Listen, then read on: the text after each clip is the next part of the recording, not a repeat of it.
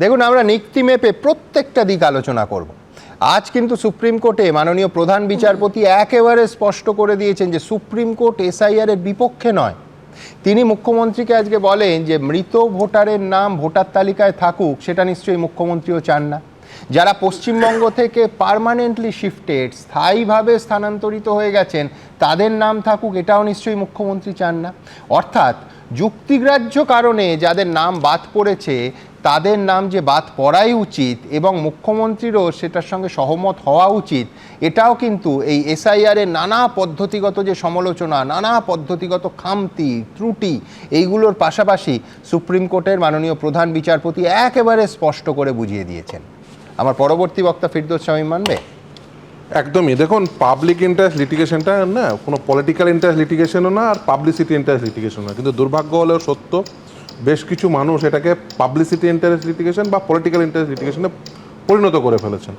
দেখুন, মমতা বন্দ্যোপাধ্যায় তিনি একটি পিটিশন দাখিল করেছেন এবং তিনি পিটিশনটা দাখিল করেছেন একজন অ্যাডভোকেটের মাধ্যমে।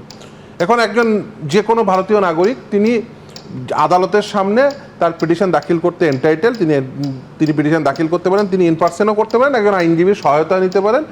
এক্ষেত্রে তিনি আইনজীবীর সহায়তা নিয়েই তিনি পিটিশন দাখিল করেছেন। তারপরেও তিনি আইনজীবী থাকা সত্ত্বেও তিনি সাবমিশন করতে গেছেন এবং আদালতে অনেক সময় এটা ঘটে এবং এটা ঠিক কথাই, যে কথা এর আগে বলছিলেন যে একজন আইনজীবী থাকা সত্ত্বেও সাধারণভাবে যিনি পিটিশনার হন তিনি সাবমিশন করতে গেলে আদালতের তরফ থেকে এটাই বলা হয় এবং এটা স্বাভাবিক। কিন্তু যিনি বলছেন আদালতের সামনে, তার কিন্তু একটা সাংবিধানিক পদ রয়েছে।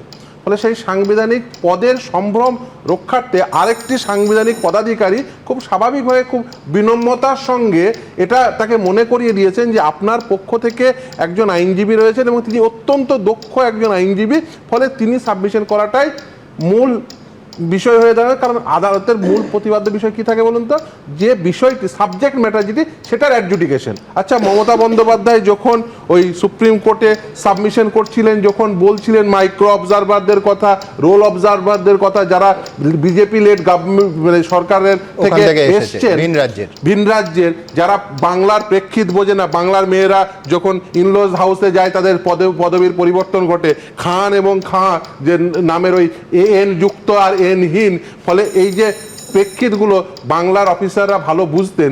আচ্ছা, বাংলা থেকে কতজন আজকের দিনে দাঁড়িয়ে ইউপিএসসি যখন লিস্ট বের হয় কতজন আইএস আইপিএস হন?